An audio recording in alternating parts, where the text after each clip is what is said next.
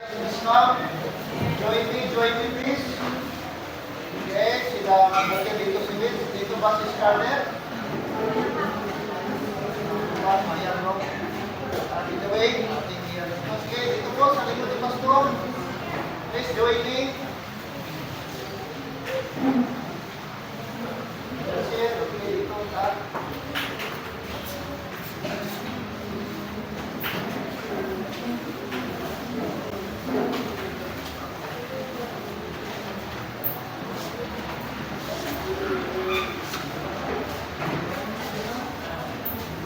Dito na, tingnan na yung bata. Bajin mo na dito na. Dito ka na, akyat mo na dito. Sirulay na lang dyan. Dito na.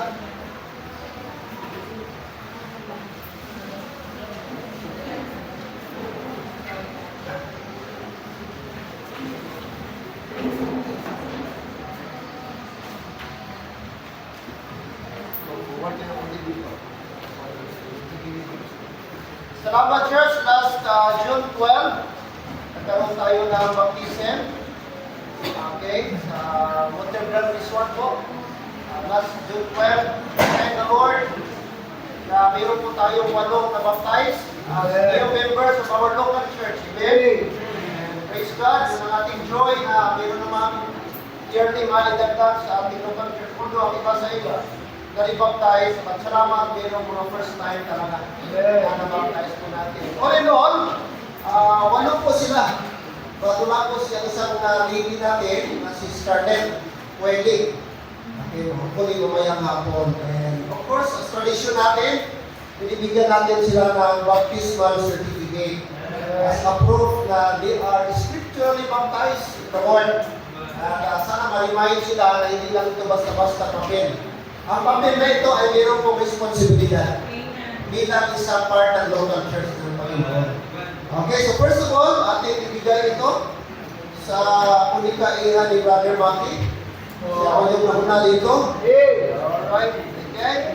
Liberty Bible Baptist Church, Purok Silangan, Barangay Santo Niño, Coronadal City. Certificate of Baptism.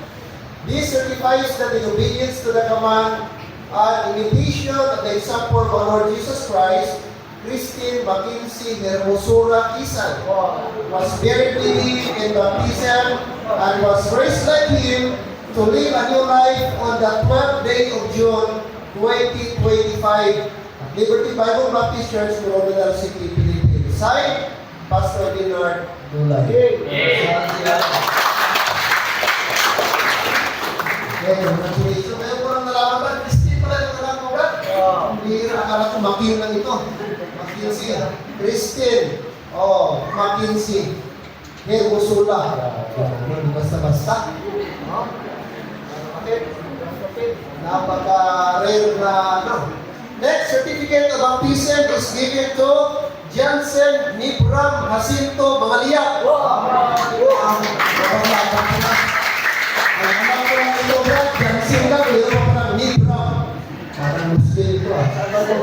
Okay, congratulations, Jansen. Amen.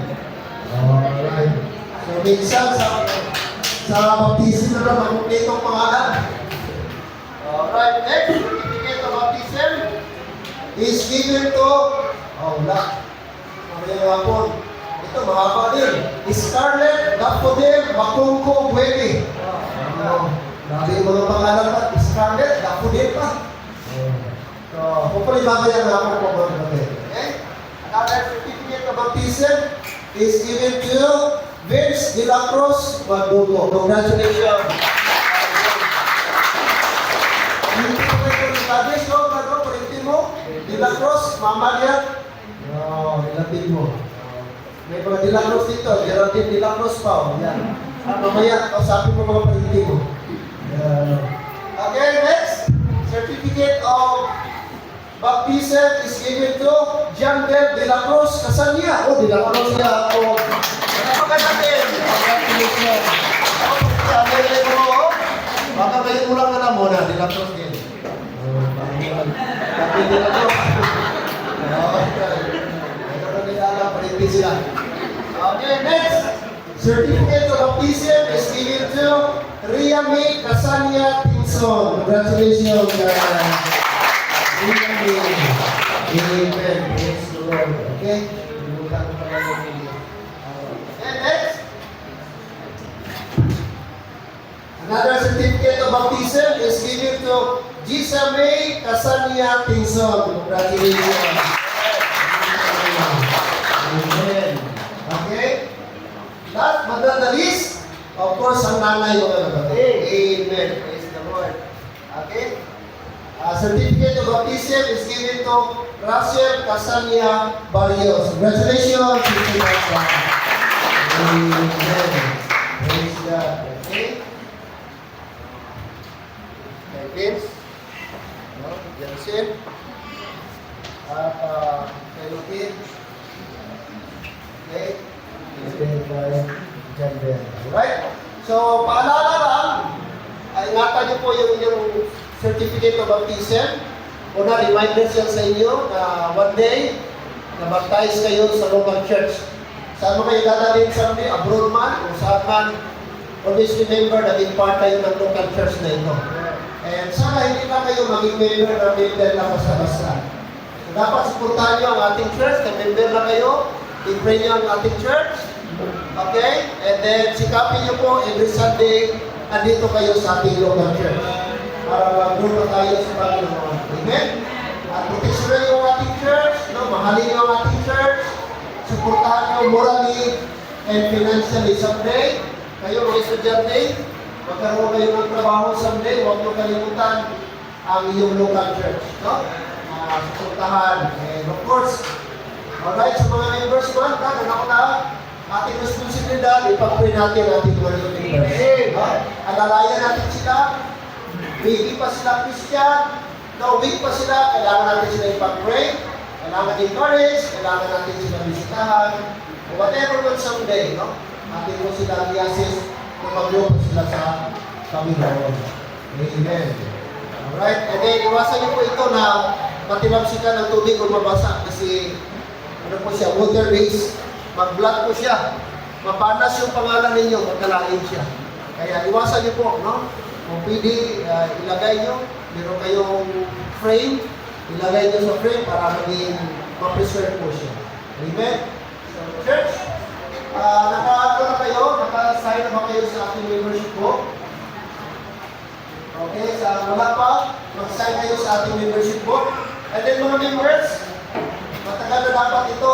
Dito kayo. Huwag niyo pong kalimutan sa hindi pa naka-affix ng signature sa ating church covenant.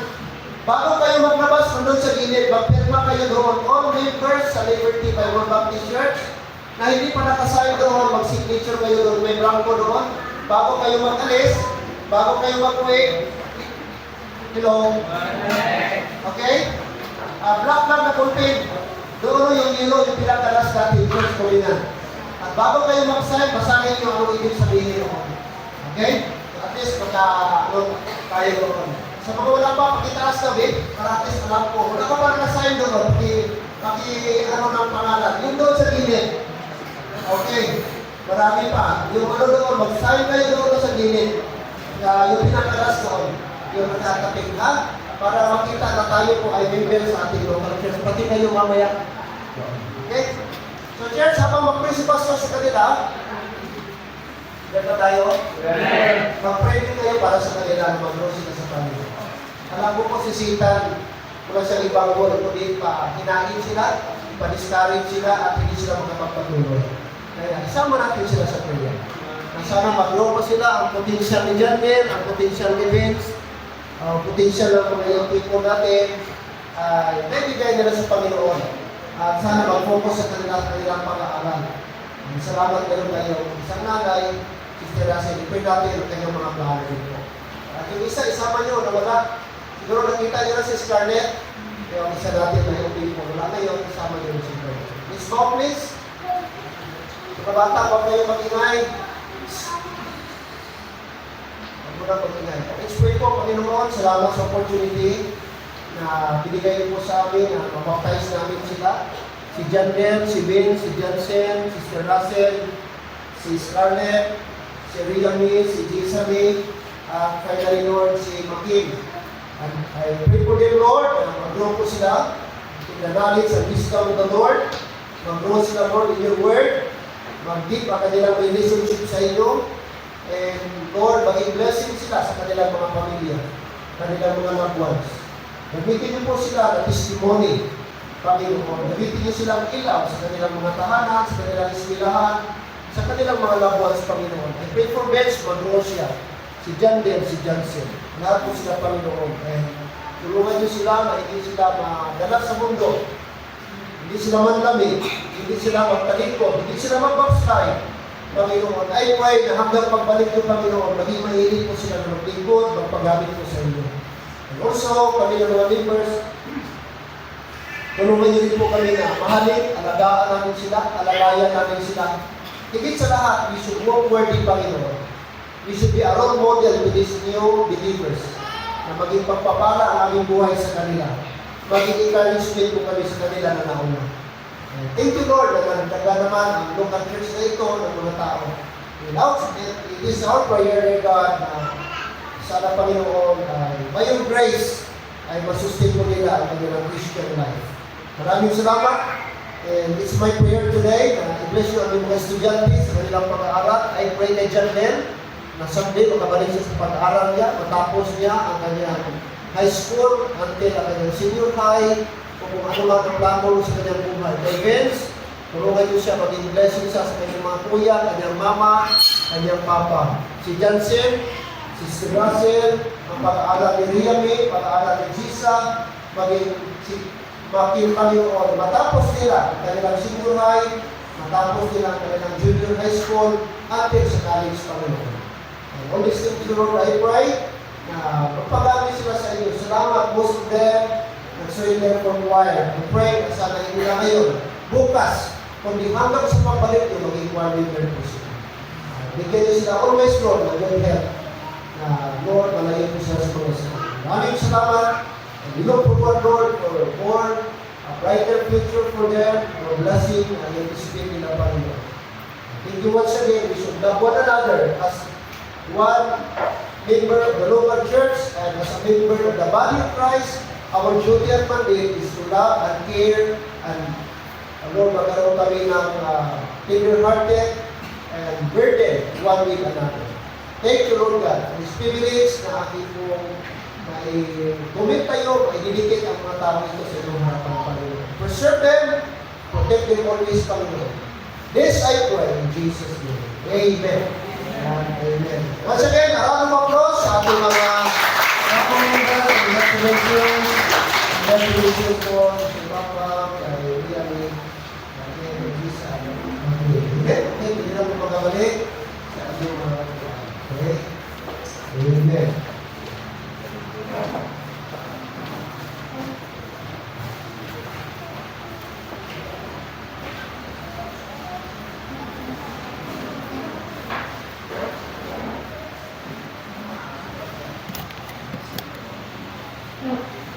Alright, this time, tayo magpala. Let's visit our Bible reading. Okay, Acts 15:11, please.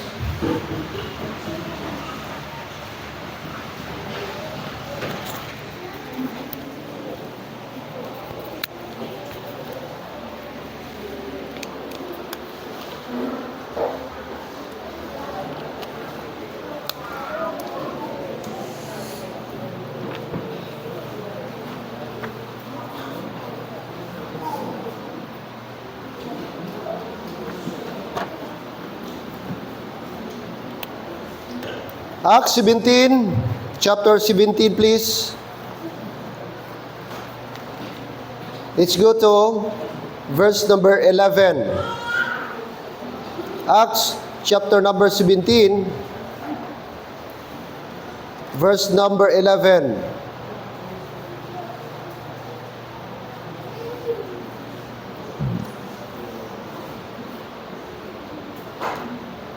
All right, let's read verse 11. Are you there? Yes. Amen. Verse 11, read. These were more noble than those in Thessalonica, in that they received and searched the scriptures daily, whether those things were so. Amen. Elements of a true worship.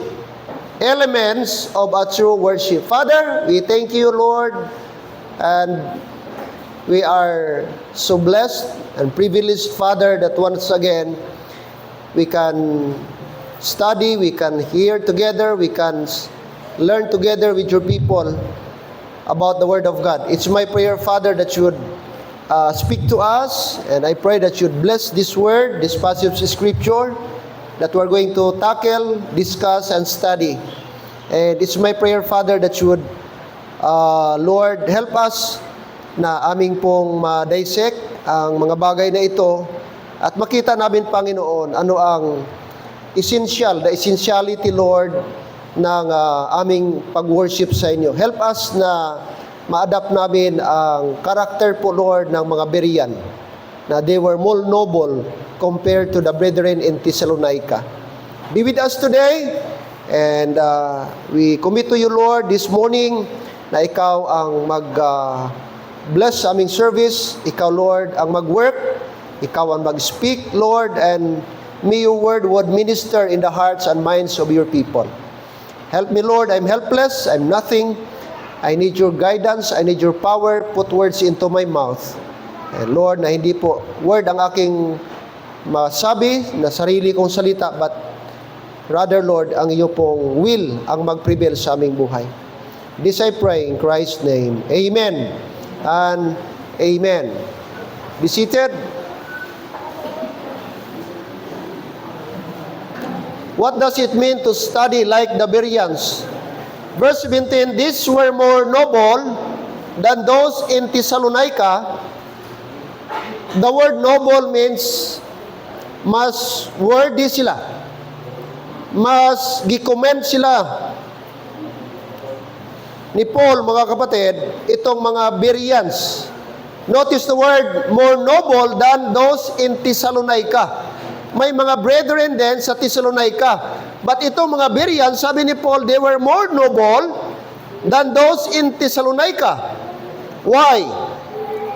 Because in that they received the word of God, or they received the word with all readiness of mind, and searched the scriptures daily, whether those things were so. So the Bereans, mga kapatid, the Bible says more noble.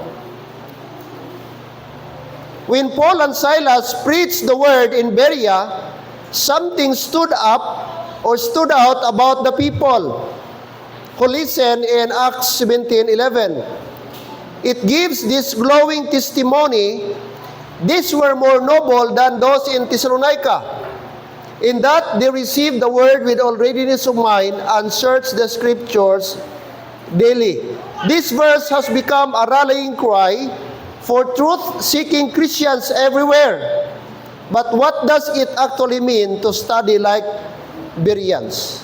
So number one, there are three things lang na akin pong i-share this morning. What is the elements of a true worship? Are you there, amen? Now, first of all, number one, there must be preparation. Look at the preparation. Look again in verse number 11. Bakit tinawag na noble ang mga Berean compared to Thessalonian believers? I want you to underscore the word, they receive the word with all readiness of mind. Yung word dyan po makita, with all readiness of mind. That means these people, they came prepared. Amen? They are prepared.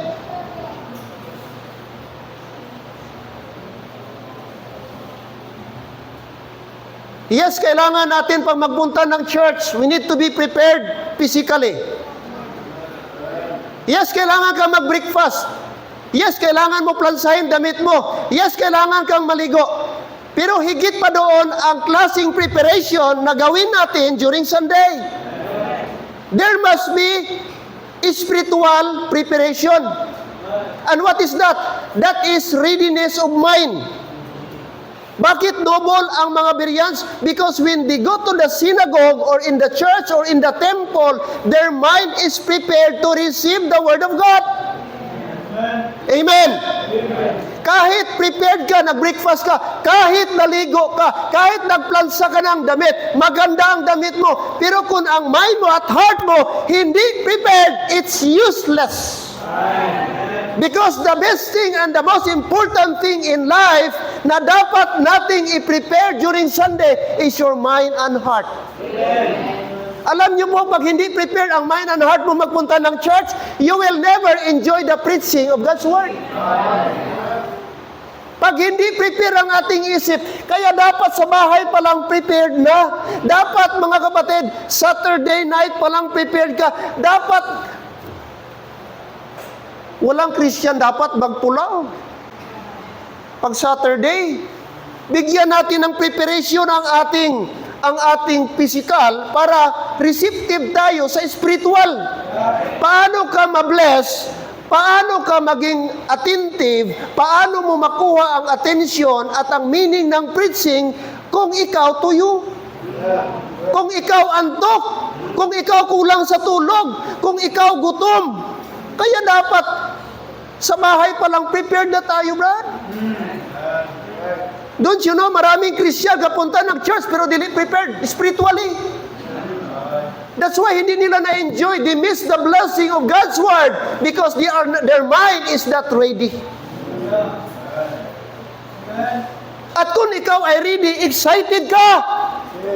Kung ikaw ay ready, mga kapatid, ganado ka magpunta ng church. Hello? Look at this Berean. Look at these Berean believers. And no wonder, mga kapatid, the Bible says they were more noble. Sa Ilonggo pa ng noble, dungganon. Intindihan mo na? Gi-compare sila ni Paul, nga mas noble sila compare sa Thessalonians, sapagkat ang mga Thessalonians hindi po katulad sa kanila. Itong mga Bereans, grabe yung kanilang their readiness. Look at verse number 11. Those who are more noble than those in Thessalonica is that they received the word with all, notice the word, with all readiness of mind. They came prepared. The Bereans didn't just listen passively. They showed up with open hearts, engaged in minds. They weren't suspicious or hostile like some in Thessalonica. But they didn't blindly accept everything. Instead, they were eager learners, evaluating Paul's teaching with a genuine desire for truth.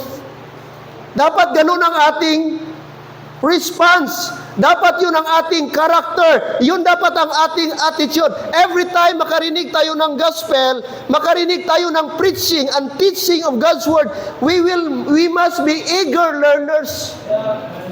Hindi tayo, brad, na sarado ba? Hindi tayo dapat critical ang ating isip, but eager learners evaluating Paul's teaching with a genuine desire for truth. That's real nobility. Not believing something because it sounds good, but because it holds up to the Scripture. Hindi na tinanggap mo, nakinig ka kasi parang maganda pakinggan, kundi nakinig sila sapagkat truth ang kanilang narinig. Kaya yun ang nagpa-excite sa kanila kasi eager sila mag-learn sa truth. Amen. Kumusta ka ngayong umaga? Ready ba ang pagpunta mo dito? Ready ba ang heart mo, mga kapatid? At kung ready ang mind mo, wala ka dapat kausapin pag nandito ka sa church. Kasi ang desire mo, Lord, kayo ang kumausap sa aking puso. Kasi pag hindi ka ready, mga kapatid, mamiss mo, like I said, mamiss mo ang real blessing. Sayang ang pagpupunta mo dito sa church kung, mga kapatid, ang ating mind is not ready. Possible, andito ka nga, pero dahil hindi ready, ang isip mo nasa labas. Kaya nagsimba ka physically but spiritually, wala pa rin. Sapagkat ba, ang pinaka-importante is ready mind and ready heart. Amen? Like the Bereans. Alam niyo po, pag ready, meron kang ready mind, body, and heart, hindi ka ma-offend sa preaching. Para sa iyo, ang preaching is a blessing. Kung may rebuke man, let it be. Kung may correction man, let it be. Kaya that is our purpose. Bakit tayo pumunta ng church? Because we want correction. We want rebuke. And we want reproof. Because the Word of God, mga kapatid, is a book of correction. It's a book of rebuke. And yes, it is a book of exhortation. Kaya walang Christian dapat ma-offend sa preaching, brad. Kapag ka-ready ang mind mo, Lord, salamat na rebuke ako. Lord, salamat, gigamit mo ang preaching para makorek ako. Yun dapat ang ating attitude. Amen. Yes, mga kapatid, diyan natin makita the readiness of mind. Readiness of mind, that's why we need to realize kung gusto natin ang real worship, there must be preparation. There must be preparation. Oh, mga kapatid, na dapat nating gawin. Okay, number two, not only, mga kapatid, the element number one of a real worship, I said, but hindi ka maka-worship ng tunay. Genuine worship kung wala kang preparation. Pag hindi prepared ang heart mo, pag hindi prepared ang mind mo, hindi ka tunay naka-worship sa Panginoon. Because God seeketh a true worshiper. And the Bible says, a true worshiper must worship Him in spirit and in truth. Amen. Number two, not only the preparation. Number two, the period. The period. Look again, verse 11. These were more noble than those in Thessalonica, that they received the word with all readiness of mind. Number two, take note the phrase, and search the scriptures daily. So what kind, brad? Ano ang periodic nila sa pag-study ng Word of God? Dahil ready ang mind nila, dahil prepared ang heart nila, they search the scripture daily. Imagine mo, daily. Hindi sila naghintay ng another Sunday para mag-open ng Bible. Hello? But the Bible says, they search the scriptures daily. Not weekly, not monthly, not yearly. But the Bible says, they search the scriptures daily. Tanong, sino sa atin dito kaya honest lang? Ga-search ng Bible daily. Majority siguro sa atin dito, ga-search ng cellphone daily.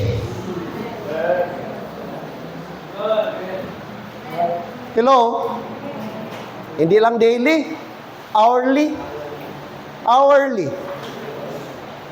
Ano ba? Let's honest, mga kapatid. Honest lang speaking, may mga Christian dito, magkita Bible, Domingo lang. Makadumdum magbasa Bible sa simbahan na. Agiban, pagkitaon pa ditong Bible ko man. Nakita niyo Bible ko? Oh. Bot silingon, Lunes, Santo, Sabado, way gid bukad-bukad. Kay makadumdum adlaw na nga Domingo. Ang ibang gani, way gid kadumdum, kadto simbahan, way bit-bit Bible. Amo nang reality. Real talk lang tayo, mga kapatid. Pero ang cellphone, hindi gid mabilin. Ang cellphone, balikan gid kung mabilin. Ha? Bisan wala load, mag-open. Bahala, way video basta makaykahig lang makaykahig. Yes or no? Yes. Honest na, mga kapatid, mas maraming time ang tao, ang Christian sa cellphone kaysa Bible.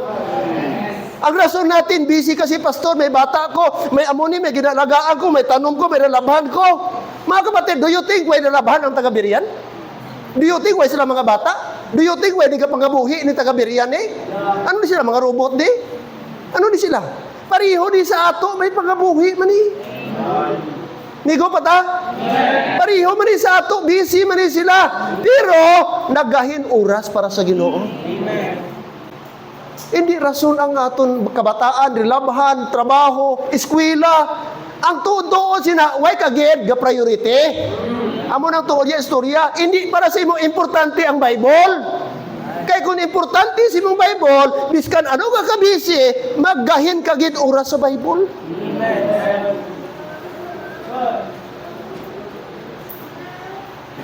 Nigo pa ta? Daily. Imagine mo, di natin alam ilang oras, brad, ang kanilang gilaan doon sa pag-search ng Bible. Ay, pastor, sabihin mo man, ay, pastor, kasi wala pa mang cellphone nung una. Eh, nung una, wala ka pang cellphone, ganun ka rin eh. Amen? Nasa tao, mga kapatid, is a matter of discipline. Alam niyo po, napakaganda. Itong mga taong ito, di sila naghantay ng Wednesday, di sila naghantay ng Sunday bago sila mag-open ng Bible. The Bible says, and they search the scriptures. What? Daily. Daily. Maliwanag po ang sinabi ng Bible. Daig pa ang pastor, minsan ang pastor hindi man daily, o siguro devotional. Pero ito, grabe sila. Napaka-eager sila, napaka-excited nila. At ano Brad, hindi lang sila kontento kung anong sabihin ni Paul. Pagdating nila sa bahay, gi-compare nila kung ang sinabi ni Paul nagamatch ba sa Bible. Now take note, itong mga Bereans, wala pa ang Old and New Testament. Kasi Paul ba, hindi pa nagsulat nito. Ang available sa kanila, Old Testament lang. Pero kahit Old Testament, ga-enjoy sila magbasa. Sabi, first time ko ito narinig yung turo ni Paul. I-compare natin sa Old Testament. Tama ba ito? Dapat ganun tayo. Hindi kesyo pastor nagsabi, hindi kesyo Sunday school teacher nagsabi, hindi kesyo evangelist nagsabi, tango-tango na sila. Amen, amen, amen. Hindi. They search the scriptures daily. Amen. Ibig sabihin, hindi sila nakabase sa tradisyon. Hindi sila nakabase sa creed or whatever, mga kapatid. They base ang kanilang pag-search in the truth. They were truth seeker. Ibig sabihin, itong mga taong ito, hindi sila brad spoon feed. Na kung ano lang i-ano sa kanila, dependent sila sa pastor. Kung ano i-preach si pastor, away na puli sa balay, balik sa Domingo, oo naman, kag wala nag-ausisa sa Bible, hindi ito ganitong klase ang taga-Berean. Very studious sila. And no wonder, hindi sila ma-deceive. Kay very studious, familiar, acquainted sila sa Word of God, mga kapatid. At ma-detect nila ang truth at ang hindi truth. Amen? The period. Hindi lang sila the preparation, mga kapatid, but the period. And like I said, not Sunday lang sila mag-open ng Bible, mag-search ng Bible, mag-study ng Bible. The Bible says, and they search the scriptures daily. And notice the word, whether those things were so.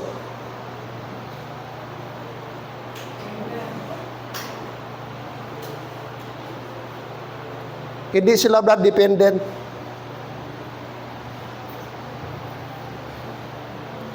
The Bereans didn't wait until the next synagogue meeting to reflect on the teaching.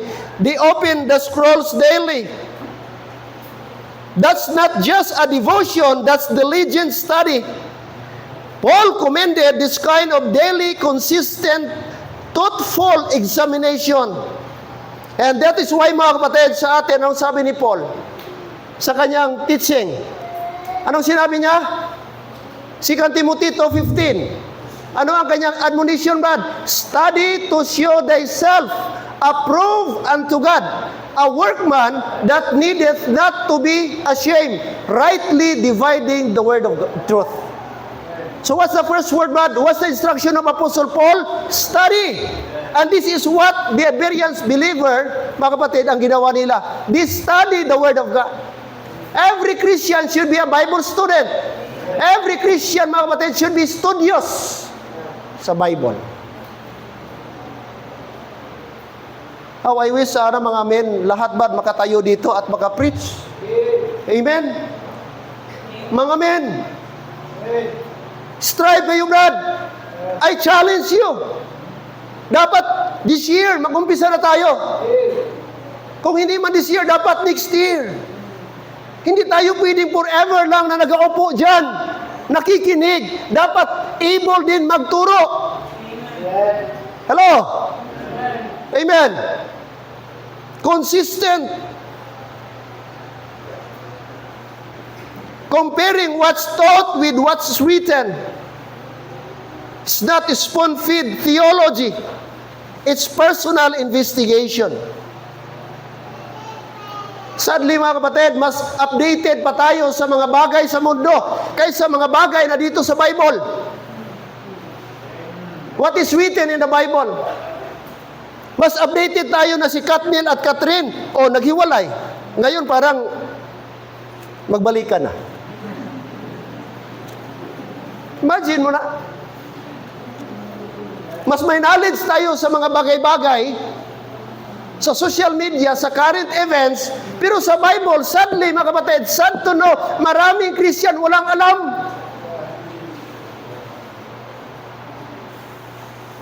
Mas marami pang alam ang mga bata. The reason is that, Brad, kulang tayo, lack tayo ng study ng Bible. Mga kapatid, hey listen, di mo na kailangan ng degree. Di mo kailangan ng Bible school. The Bible is enough. What we need is the Bible. What we need is makinig lang tayo ng teaching. That's already a Bible school.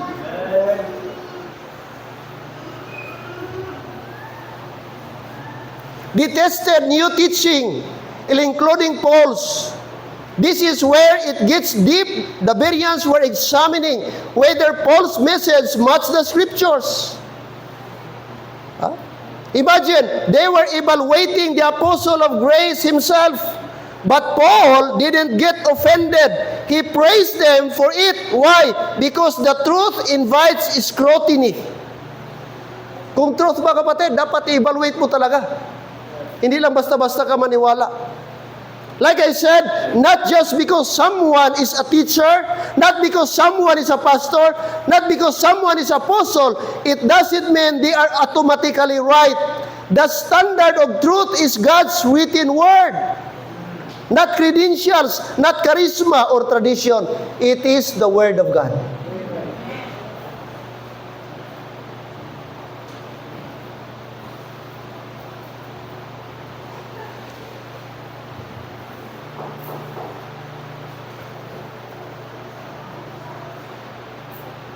The period. The preparation, with readiness of mind, they are prepared. The period, they search the scriptures daily. Dapat may period, Brad. Yung timeline natin, yung period natin, yung scheduling natin sa pag-study ng Word of God. And then, I will not stay long. Amen? Para makauwi tayo ng maaga. Third and final, the prophet. Hindi prophet na propita. Prophet. P-R-O-F-I-T. Prophet. Yung benefit ba? Ano ang benefit? Kapag ka tayo po ay studious, kapag ka tayo ay learner, kapag ka tayo nag-search ng scripture, mga kapatid, I do believe may benefit po. Ang i-compare mo ang tao na hindi reader sa hindi reader. Malaki ang lamang, malaki ang diferensya. Tama? Ganon din sa tao, Brad, na reader sa Bible at non-reader. May profit, may benefit, mga kapatid. At dito natin makita, ano po yon, mga kapatid? Of course, makita mo, ma-evaluate mo, mga kapatid, ang scriptural versus unscriptural. The wrong teaching from the Word of God. So there is a prophet. What is a prophet? It avoids confusion. Hello? Merong isang nanay, nag-visit kami. Bisitahan namin kahapon. Sabi niya, Pastor, kasi ang kanyang background, Pentecostal. Sabi niya, Pastor, di na ba kailangan natin yung mag-speak in tongues? Speak in tongues ba? Iwan ko kung sa mga may background ng Pentecostal. Yung speak in tongues, sa simba nila, meron silang portion doon na magsalita sila ng mga bagay, mga words na hindi naintindihan. And para sa kanila, sabi nila, ang Holy Spirit daw pumasok sa kanila. Nag-indwell daw ang Holy Spirit. Tapos, yun daw ang message ni Lord. Nakipag-usap daw sa kanila through the Spirit. Pumasok yung Holy Spirit. Kaya yung sinabi nila, hindi daw sila yung nagsalita, kundi ang Spirit. Mga kapatid, maling-mali. Una, ang speak in tongues sa Bible, hindi mumbling. kundi dialect. Dialect po yung naintindihan po ng mga tao.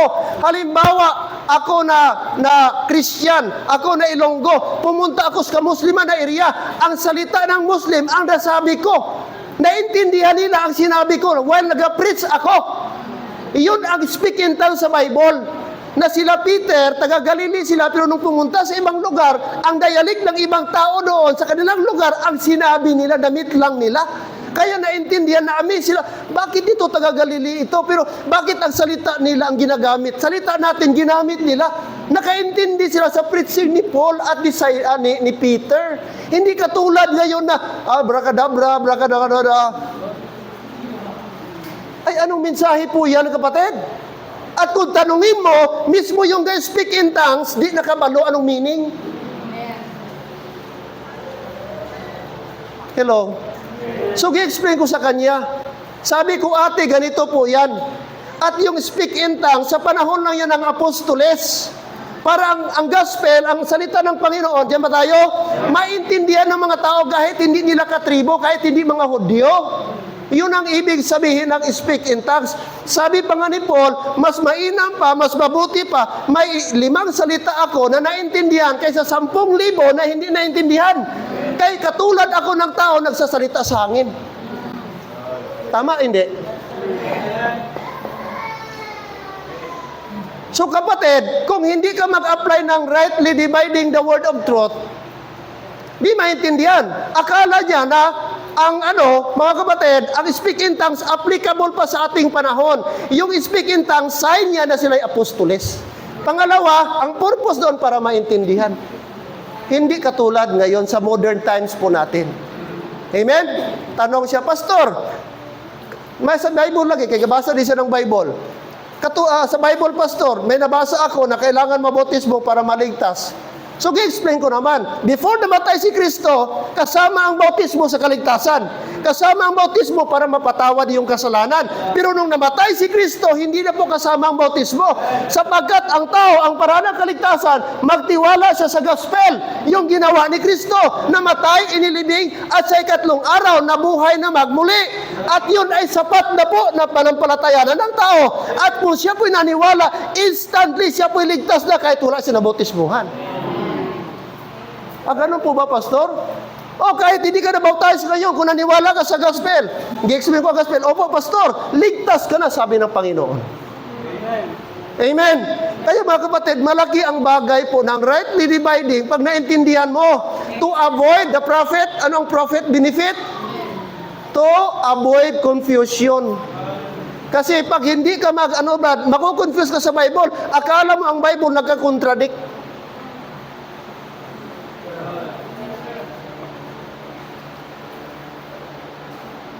Kaya pala yun, Pastor. May nabasa ako, Pastor, sabi ng Bible, sa Mateo, pagsampalin daw, tapos ibigay pang isa. O ngayon, kaya mo yung gawin? Mahirap naman yun, Pastor. Kaya nga, hindi na yun para sa atin. Before the cross yun ang paraan eh.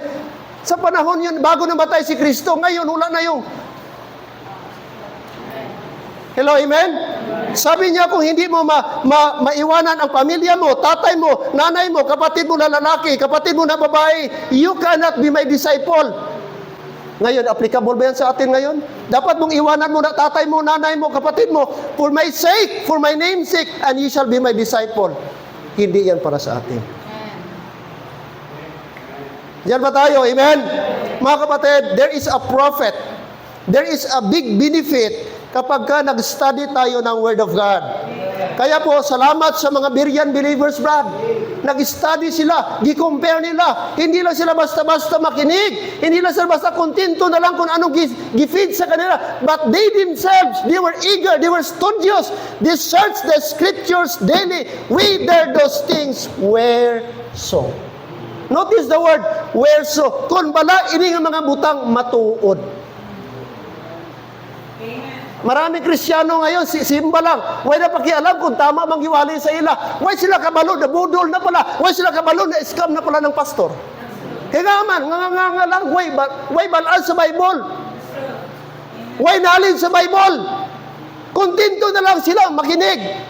But walang desire to learn to scrutinize the Bible. Amen? When you study the Bible, it helps you mga kapatid na hindi ka ma-deceive. Hindi ka ma-mislead ng mga wrong teaching. Ha? Kaya napaka-importante po lahat. Tayo, hindi lang pastor. Hindi lang Sunday school teacher ang mag-learn. Tayong lahat. Every believer must be acquainted with the Bible. Every believer Christian must be familiar with the Word of God. Dapat yung mga basic teaching sa Bible. Now, aside sa mga men, gilecture ko dito, were you be able to explain properly the 4 kinds of churches? The 4 kinds of gospel? Nasa Bible, 4 na gospel ang i-mention. Amen? Paano mo i-explain ang 4 na gospel? At kaninong gospel ang para sa ating panahon ngayon? Na makaliligtas in the period of grace, anong klaseng gospel ang intended sa atin? Kaya pag di mo yan alam, iba ang salvation mo. Kapatid. Hello, amen? Kaya dapat men man, young people man, nanay, tatay, dapat alam natin yun. Amen? Basic. Anong kaibahan sa preaching, sa gospel ni Peter at Paul? Ano ang preaching ni Paul? Ano ang preaching ni Peter? Paso, parariho lang na. Amo nang mali. Study sa Bible. Para makita mo, sino ang apostol sa mga Hudyo? Sino ang apostol sa ating panahon ngayon? Tayo po'y mga Gentile. Amen. Dapat alam natin. Sabi ni Jesus Christ, Pastor, kay Jesus Christ tayo kasi sabi niya, follow me and I will make you fishers of men. Tanong, sinong sinabihan doon? Gentile ba yun? Ang dapat nating i-follow si Apostle Paul, follow me as I follow Christ. Kaya kung si Christ ang i-follow mo, si Kristo ay nagkaon baboy, ikaw kakaon ka baboy. Mali na. Si Kristo Sabado nagsimba. Dapat Sabado ka rin mo simba. Kung sabihin mo yun, i-claim mo yung verse, follow me as I follow Christ. Hello, amen? Mga kapatid, there is a prophet. Are you still there? Mga kapatid, importante po. Kaya, sana, bawat isa sa atin dito, pag magsimba, may bit-bit nga Bible. Wala, ginabawal diri magdala Bible. Bawal diri, wala Bible. Bayaw, sino wala Bible diri? Anes, wala Bible, para magitaan ta Bible. O, 1, 2. O, 3. 5, 5. O, si Benz. Ika-2 pamangkot. May cellphone mo. May cellphone ka mo. Ara, o ibaligya cellphone, ibakal Bible. Hello, amen? Grabe naman, pastor. Abi ko tagaan.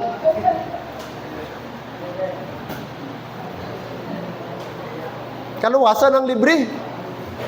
Hanapan natin, amen? Pero kung kaya mo ma-afford, why not? Diba kung ka-afford ka man ng bakal Bible, unahon ta, priority ta Bible. Kung di ka pastor, hindi ko maintindihan, pastor, masyado yung English. O why not? May Tagalog, may Ilonggo. May magpilitan na diri nga English na gitanan. English ka na, di may maintindihan. Amen? Kasayang-sayang ka lang. Tani mang, nagdala ka man dictionary ba? Why not Ilonggo? Kung Cebuano, kung di ka makaintindi. Kung saan ba masapos sa imo, nga pabudlayan mo sarili mo. Amen? Importante na meron tayong hinahawakan na salita ng Panginoon. At mismo nababasa, hindi lang po si pastor ang nagbabasa, kundi tayong lahat nagbabasa. Para the more tayo na mag-learn, mga kapatid, we will learn together. Amen?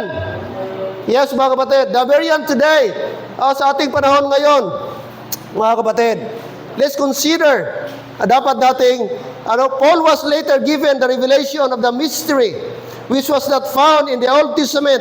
That means being a variant today includes teaching against all Scripture and rightly dividing prophecy from mystery. So truly study like a Berean in this age, you must recognize the distinct apostleship and the gospel given to Paul. The Berean didn't just trust tradition, they trusted scriptures. Too many today interpret the Bible through the lens of tradition. denominational creeds, church fathers, emotional experiences, and personal visions or prophecies, but not the Bereans. They didn't ask, what do the rabbis say? They asked, what do the scriptures say? So let God be true, but every man a liar. Bereans were hungry for truth, not status, no agenda, no self-promotion, no ministry, brand to protect just truth. They didn't approach the scriptures to prove themselves right. They approached to see what was right. Amen? That's humility, mga kapatid. That's spiritual maturity. Now today, are you a Berean? Will you be willing to become a Berean? Amen? Dapat sa ating mga bahay, bad, mag-study na po tayo. Starting today, kaya minsan, na-notice ko paghapon, pag during memory verse na, ay, gatanga-tanga pa. Jeremiah,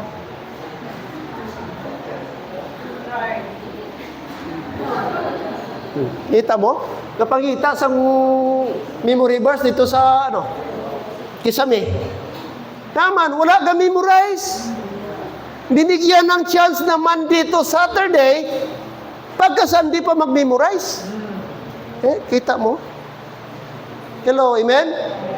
No, bato-bato sa langit. Ang matamaan, sana mapanit.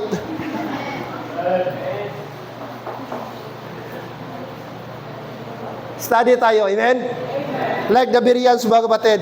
If you want na maging ma-enjoy mo ang simba, mga kapatid, listen. Are you with me? I will close. I-consider natin ang tatlong bagay. The preparation, dapat prepared tayo. Number 2, the period, study tayo ng Bible. And then, the prophet, may blessing po. Mas lamang po. One day, magtanong kapitbahay, magkasimba ka? Ano kaibahan sa baptist sa iba? Parariho lang. Kita mo lang. Huwag kagid alam sa Bible. Ano kaibahan sa baptist kang Sabadista nga? Kamo Domingo, sila Sabado. Amen? Di ba baptist ka kaon baboy? Di bawal ang baboy? Oo. Sa Sabadista, bawal sa ila.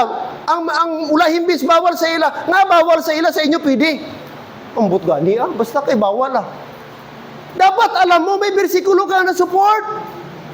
Na yung Sabado, yung itong mga pagkain na ito, bakit pinagbawal sa atin ngayon, pwede na. Dapat kahit isang verse man ang masabi mo yun. Amen? May benefit, mga kapatid. Sabi nga ni Kuya Kim, lamang ang may alam. Ligtas ang may alam. Tama? Kaysa kasunod-sunod ka lang, gaho-ho ka lang, but in reality ba, wala kang alam. Kaya no wonder, daming baptist, kahit pastor pa nag-Islam, pastor pa na kulto, baptist na iglesia, baptist mga kapatid, nagbalik Katolik, kay walang alam sa Bible. Tingnan mo social media, ang daming na-convert sa ibang religion. Isa lang ba ang problema? Walang alam sa salita ng Diyos. Kasi kung alam mo, ang tinatayuan mo, alam mo kung bakit baptist ka, mga kapatid, hindi ka dali-dali mahila at mahatak ng mga maling turo. Yes or no? Kapatid, maawa ka sa sarili mo. Tulungan mong sarili mo. Si pastor, hindi enough mag-preach lang. Dapat ikaw mismo. 90% na sa'yo. Ang spiritual growth, hindi si pastor. Si pastor, supplemental lang. Si pastor, alalay lang. Pero ang growth, brad, nandyan sa'yo. Kung katulad tayo sa mga Berean believers. They search the scriptures daily. Amen. Tayo po'y manalangin. Panginoon, salamat po sa umagang ito. Salamat sa inyong mensahe patungkol sa mga Berean believers. Na Panginoon, sila po'y gi-commend ni Paul. They were more noble than Thessalonian believers because they search the scripture daily. They have readiness in mind. So Lord, help us na sana every time magpunta kami ng church, ready aming mind. Prepared kami, Panginoon, para ma-enjoy namin ang mga spiritual truths. Prepared kami, Lord, tumanggap ng mga truths. Prepared kami, Panginoon, tumanggap ng mga rebuke. Hindi kami ma-offend, Panginoon, anumang salita, anumang preaching meron kami, sapagkat prepared ang aming puso. Kaya Panginoon, please give us that kind of heart. Give us that kind of attitude na always kung paano kami nag-prepare physically, mga damit namin, nag-breakfast kami, naliligo kami, dapat higit sa lahat, unahin namin ang aming heart i-prepare. Unahin namin ang aming isipan i-prepare for us to be able ma-enjoy ang blessing ng iyong salita, Ama. And also, Lord, help us like these Berean believers na, Lord, hindi lamang sila kontentong napakinggan ang salita. Sila mismo pag-uwi ng bahay, di-scrutinize, di-search, di-double check kung totoo ba ang sinabi ni Paul. Totoo ba ang itinuro sa kanila, Panginoon. Kaya, Lord, help us na katulad sa mga Bereans, lahat kami, magpursige kami, gituruan nyo kami, sinabihan nyo kami, study to show thyself approved unto God. A workman that needeth not to be ashamed, rightly dividing the word of truth. Lord, ayaw namin madala kami ng kulto. Ayaw namin maisahan kami ng mga maling turo. Ayaw namin, Lord, mamislead kami ng mga kulto na pagala-gala ngayon. Kahit konti lang kami sa aming simbahan. Pero Lord, kung kami ay puno ng kaalaman, kung kami ay alam namin ang Bible, kung kami, Panginoon, alam namin ang dispensation, alam namin, Lord, at kaya naming harapin ang sinumang tao, anumang aral, alam namin paano namin sasagutin sila sapagkat meron kaming alam sa Bible. Kaya, Panginoon, please, this morning I pray, tulungan nyo kami na huwag kaming maging tamad sa pag-study ng iyong salita. Kung paano kami, Lord, nagbibigay ng oras sa cellphone, sa social media, sana, Panginoon, ganun din sa aming espiritual. Huwag naming igambol, huwag naming, Lord, idepende sa pastor ang aming growth, ang aming knowledge. Huwag namin, Panginoon, Lord, i-turn over lang, Lord, sa ibang tao ang aming knowledge. Kundi, Panginoon, help us na kami mismo makasagot kami anumang tanong na nasa Bible ay, Panginoon, directly, right there and there, meron kaming verse masabi anong kaibahan ng baptist sa iglesia ni Manalo.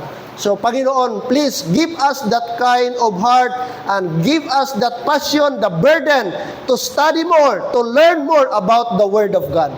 Sapagkat, Lord, napakalaking blessing po, napakalaking advantage po kapag kami ay may knowledge sa Bible. Hindi namin gamitin para magdebate, hindi namin gamitin na ipagbataas ang aming sarili kung may alam kami, kundi gamitin namin aming knowledge to share the gospel. Sa mga taong bulag, masabihan namin ng truth. Sa mga taong hindi ligtas, malaman nila ang simpleng paraan ng kaligtasan. Can you please stand this morning? And mga kapatid, can we make a decision today to the altar? Lord, help me na maging Berean ako, maging studious ako. Alam ko, Pastor, Lord, na kulang pa aking knowledge, but salamat po sa exhortation. Church, ang knowledge na kay Lord, ang kailangan lang natin lumapit sa Kanya at maging studious tayo sa Kanyang salita. Can you come and pray, Lord, please help me. Like the Berean believers, I need to study more. I need to learn more about. It's not too late. Huwag kang magsabi tigulang ka na. Huwag kang magsabi senior ka na. We can learn a lot of things, mga kapatid. Ang knowledge is limitless. Ang wisdom is unlimited. I-provide the Lord. Kung tayo ay willing lang humingi ng tulong, gabay, He will shed light. He will give us all truth, mga kapatid. The Spirit of truth is in us. Kaya, mga kapatid, all we need is humble ourselves.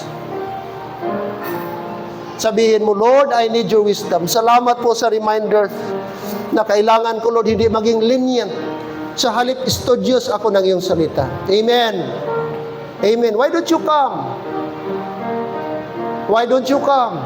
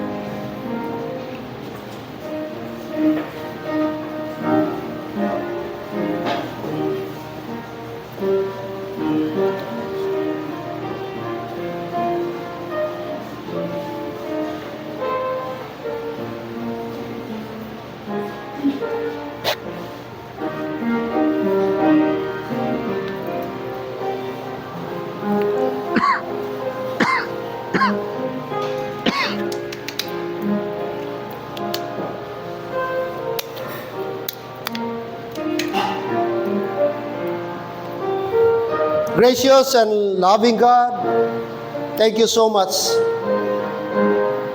Thank you, dear God, for these reminders. Exhortation, Father, about the Berean believer. Na Lord, kung gusto namin maging acceptable, worth, Panginoon, ang aming worship sa inyo, ay dapat prepared kami like the Bereans, Lord. Thank you for these people who came forward. Thank you, Lord, sa kanilang desire and prayer. And today, I pray for them. Nanay, tatay, ang people, pumunta sa altar. Lord, nakita niyo po ang aming intention. Nakita niyo aming desire. It's my prayer, Father. Tulungan niyo kaming lahat, mag-grow kami in the knowledge and truth of the Lord Jesus Christ. Tulungan niyo kami, Lord, huwag kaming maging tamad. The dangerous thing in life, Lord, sa isang Christian ay kontento na siya. Kontento na siya, Lord, kung anong meron siya. Kontento na lang siya na nakikinig na lang. And that's a very dangerous, Panginoon, sa isang tao kapag ka nag-stop na kami mag-grow. That's why I pray sa mga members, sana magpursige sila na mag-attend ng Sunday School. Sapagkat malaking blessing ang Sunday School. Makakatulong ang Sunday School time sa amin na mag-grow pa kami. Kaya Lord, I pray sa mga members, sana maging on time sila sa Sunday School. Maging early sila para ma-enjoy nila ang Sunday School time. Preaching is not enough sa divine service.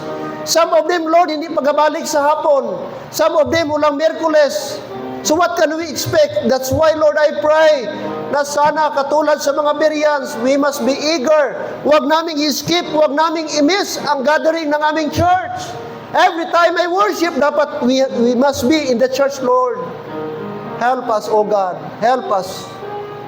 I pray na kausapin niyo aming mga puso, Lord. I pray na sana maging katulad kami sa mga Bereans na, Lord, ginamit nilang opportunity to study the Word of God. Bless these people. It's my prayer, Lord, na sana dahan-dahan mag-grow kami sa aming Christian life, sa pag-interpret, pag-intindi namin ng Bible. Maraming salamat. All glory and honor and adoration, Panginoon, we give it back to you, Lord, this morning. In Christ's name I pray. Amen.